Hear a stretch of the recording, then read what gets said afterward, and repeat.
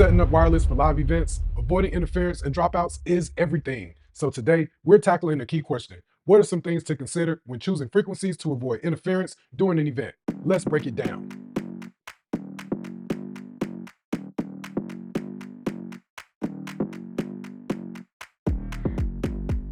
A lot of people might think I'm going to start this answer by saying, make sure you have a good coordination software like Shure Wireless Workbench, IAS, or even some online frequency calculators.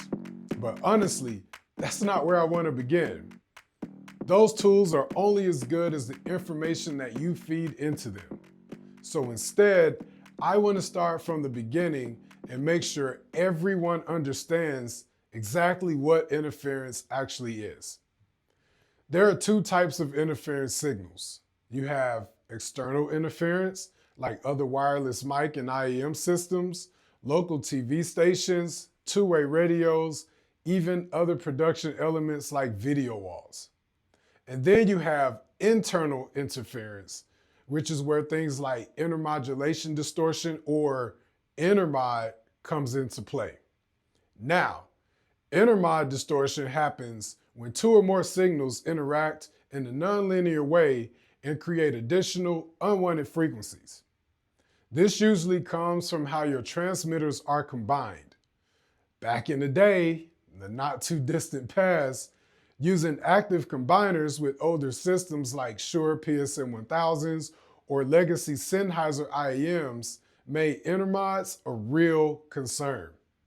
These days, newer systems like WYSICOM or Shure's newest PSM line uses passive combiners, which help minimize that issue. But if you're working with older gear, you really need to understand how this works. Now, here's a mistake I see a lot of people make. People throw their transmitters into a rack, wire everything one-to-one so it looks really clean and beautiful in the rack, and then they use a passive splitter to combine multiple combiners into one antenna output. And sure, it works, but in this case, you are more than likely trading range and open spectrum for convenience. And to fix the reduced range, people will then crank up their transmitter power, thinking it helps. In actuality, you just introduce more intermod into your system. Now, this may not show up right away.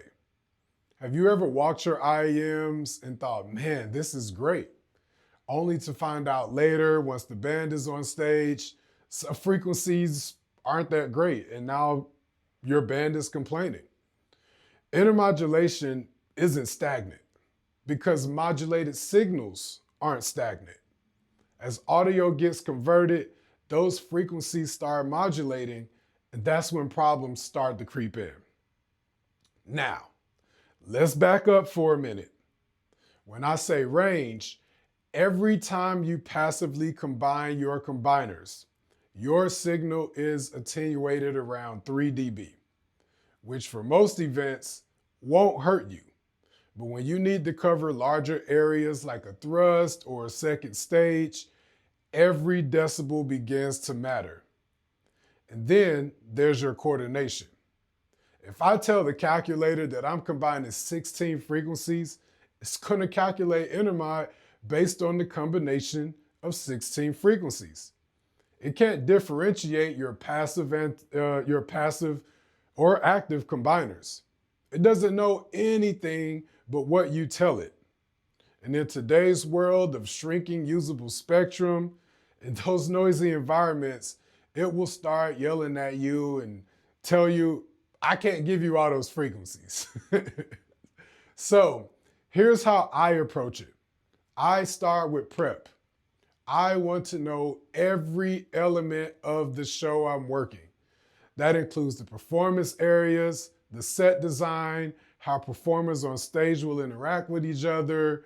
I want to know the tech worlds. I want to know everything. Once I have this information, I can start to create zones, and then I can map out my system and how it will operate to get the most out of it in any environment. Only after that do I begin to feed that information into my coordination software. This includes zones and intermodulation relationships between those zones. That way, the frequencies it calculates are based on a real-world setup and not just a theoretical one. As for external interference, the key is getting a solid scan. I always wait for my full rig to be powered up and in place, and I want as much of the show elements built and in place as well. I also have my scanner set up to give me the finest data points. And then I use an Omni antenna to capture as much of the performance space as possible, as well as any other possible signals that could interfere. Because that's what your software needs to do its job right. Thank you for tuning in to this Q&A session, brought to you by Visionaire Wireless. I am your host and wireless coordinator, Austin Dudley. If you found this helpful, check out more behind-the-scenes tips at www.thetourbuslife.com and subscribe to our channel at youtube.com/@thetourbuslife. Stay connected, stay interference-free, and I'll catch you on part 2. Thank you.